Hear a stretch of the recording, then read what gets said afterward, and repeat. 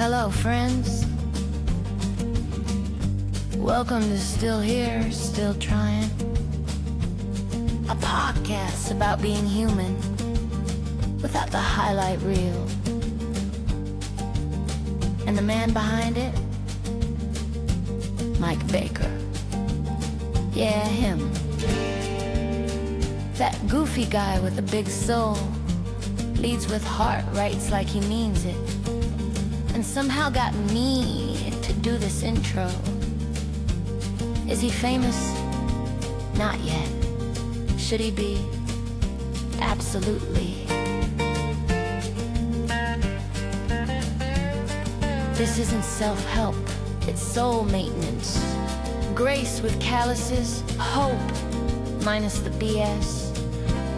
So take a breath, stay, listen.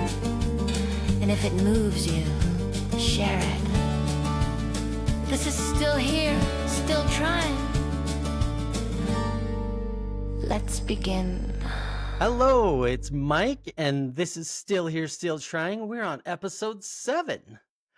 Thank you for showing up today. Listen, before we dive in, you might notice something a little different at the top of the next few episodes. Let's just say I'm experimenting. Playing around, having a little fun with the intros. I love the AI tools that are out there, and it's really fun to just be able to create fun things that make people laugh. So maybe my intros will be the hook that keep bringing people back. Some of them are going to be strange. Most of them will probably be stupid. Some might make you smile on a day you didn't think you would. And I won't explain all of them, but if they make you laugh or stick around a little longer, then they're actually doing their job. All right, now let's talk about something that doesn't get enough airtime. What happens when the story changes, when the plan changes? Sometimes it happens quietly, sometimes it's unexpectedly, sometimes it's even painful. So where you're in a spot where you think you know where things are headed, you've built something, maybe a plan, maybe a role, maybe a whole identity, and then one day it just doesn't fit the same way. Sometimes it's subtle, other times it feels like the whole thing breaks wide open. Either way, it's disorienting, but it's also clarifying. Because if you're willing to pay attention, that shift, it's going to teach you something. It's going to strip out the extras, it's going to strip out the noise, it's going to strip out the expectations. And honestly, what's left, that is what's real. So that's what this episode is about. I hope you enjoy it. Thanks for coming along this journey with me. I've had to face this in my own leadership. There was a time not long ago where I had to make a decision that hurt, not because it was wrong, but because it meant letting go of something that I had put a lot of heart into. It wasn't crashing, it wasn't necessarily failing, but the signs were there. It just wasn't the right fit anymore. People were tired, the momentum had faded, the numbers said one thing, but the energy said another. And after enough conversations, enough listening, it became really clear that the story had changed. And I was the one that hadn't caught up to it. I kept trying to tweak, to salvage, to hold it together. But eventually I had to call it, not as a failure, but as a shift. It was a chance to make space for something better, something that was actually more aligned. And letting go was not easy, especially for me. It wasn't easy. It rarely is. But once we did, something else opened up. There was a new focus. There was a new rhythm. There's a new sense that we weren't trying to force something anymore. We were finally moving with the truth of what we were. And I think that's one of the core jobs of leadership, not just making things happen, but noticing when what you're doing no longer serves the people or the purpose.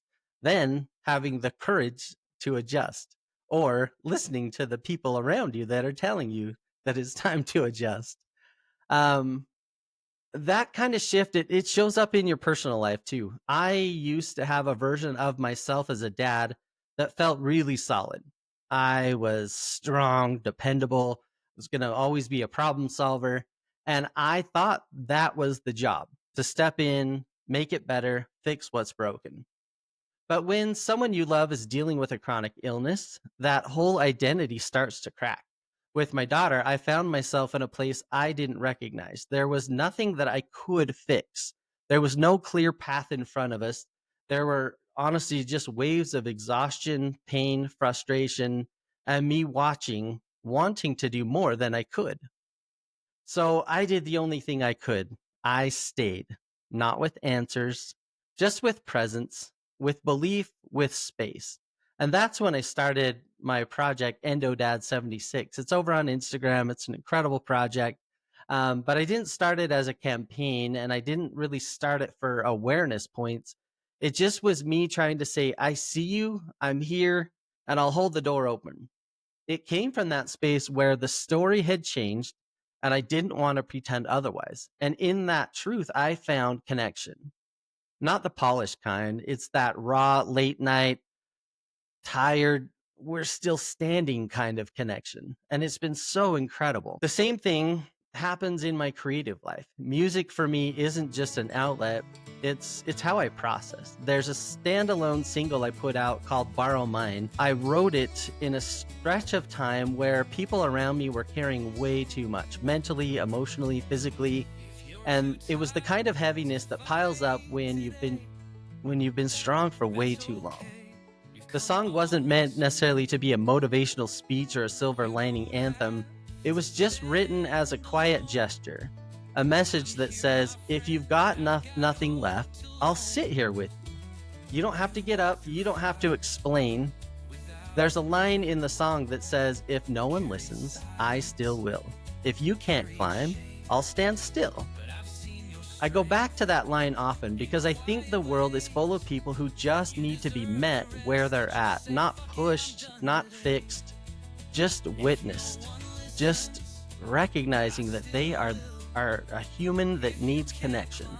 That lyric in the song, it showed up after a conversation with someone that I care about deeply, and it was someone who didn't need advice. They just needed a place to breathe without pressure. Now, this is not something I am naturally good at. I still am working on it. You can talk to my family, you can talk to my friends. Like, if you bring me a problem, my automatic reaction is like, let's go, let's fix this thing. Let's jump in there, we can solve it. I have to, and I'm working on it.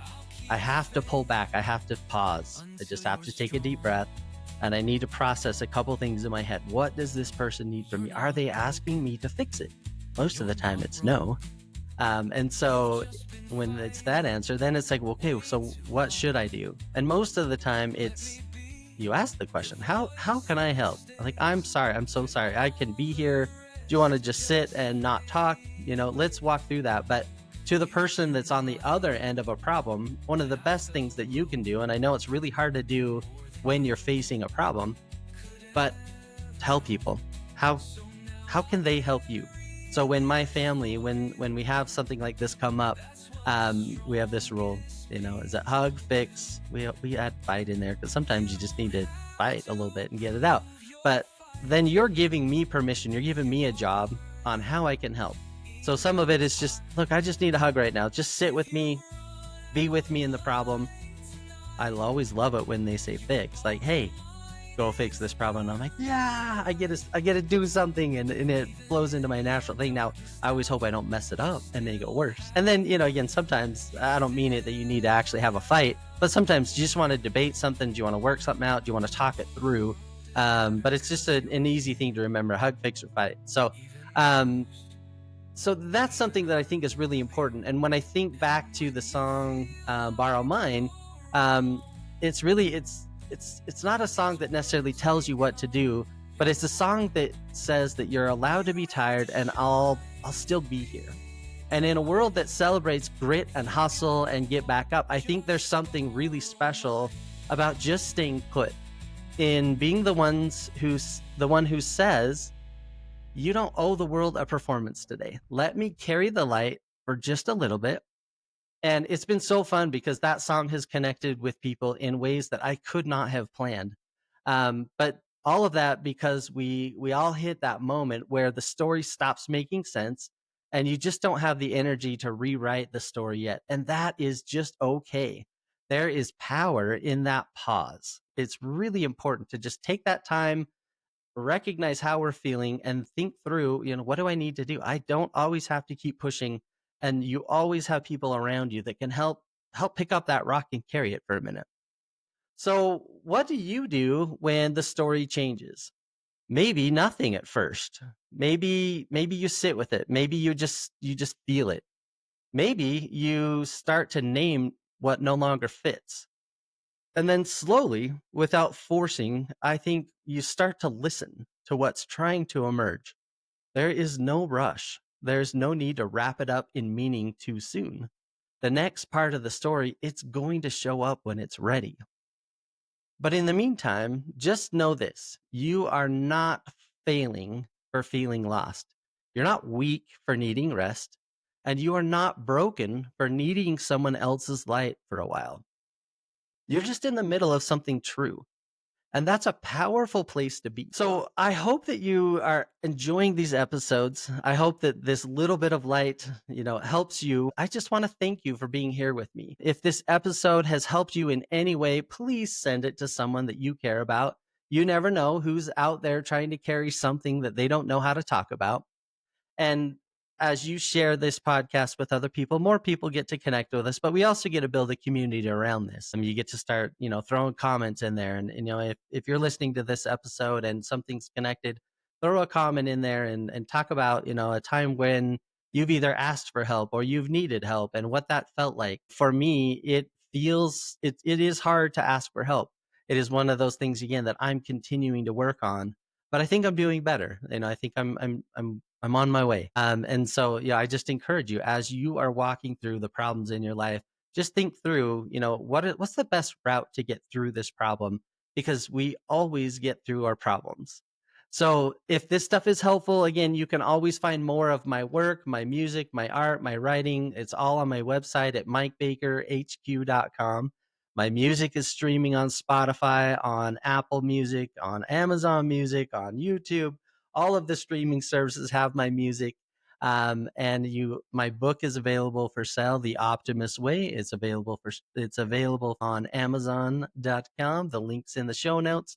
Go check it out. It's full of just daily reminders about how we can get through life and choose to see the positive aspects of life, and how we can do that in a way that's genuine. Also, follow me on all the social media. So until next time, keep showing up, keep telling the truth, and when your own light runs low, just know you can borrow mine. Thank you for being here with me today. I'm going to send you on your way to close out this episode with the song that we talked about during the episode, Borrow Mine. I hope you enjoy it.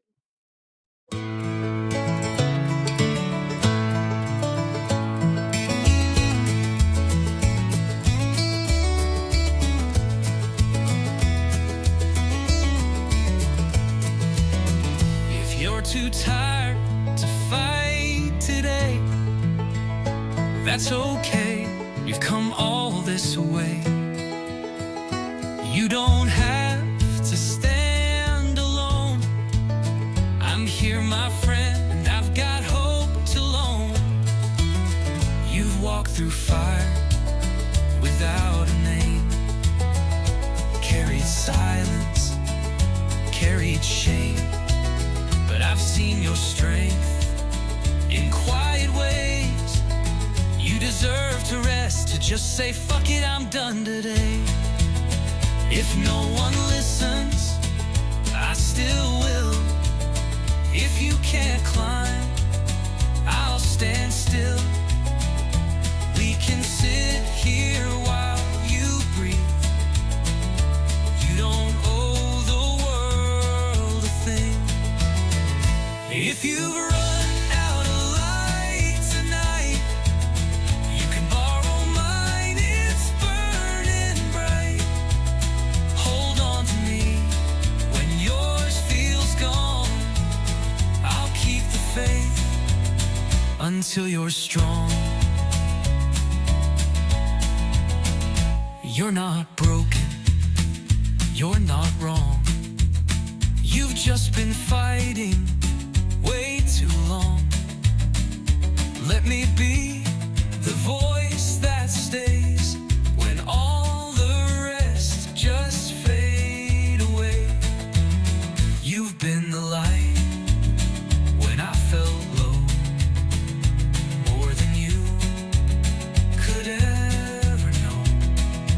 now I'll carry this for you. That's what the strongest people do. You don't have to prove your fight. You are worthy, even tired. If you've run out of light tonight, you can borrow mine, it's burning bright. And even in your darkest hour, you still have worth, you still have power. The world is better 'cause you're here, even bruised, even unclear. And when you feel like you're alone, let these words become your home. You don't have to shine to be divine. If you've got no hope, just